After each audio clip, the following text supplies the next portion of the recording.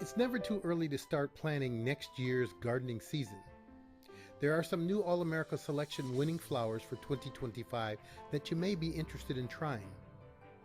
The first one is an interspecific Dianthus called Capitan Magnifica. It is the result of crossing two different species of Dianthus and is also known as a pot carnation. Grown as an annual, it received a national award, meaning that it performs well throughout the country. It will survive the winter in growing zones 7A and above.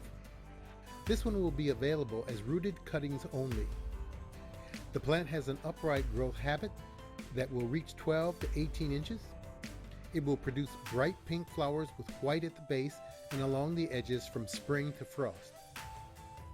Capitan Magnifica will grow in full to partial sun, is tolerant to heat, rain, and cold weather, and is attractive to pollinators. It also has a fragrance, grows well in containers, and is an excellent cut flower. For season-long blooming, deadheading is recommended. Give this one a try and let me know what you think. Watch for additional winners shortly. This is Gary. Bye.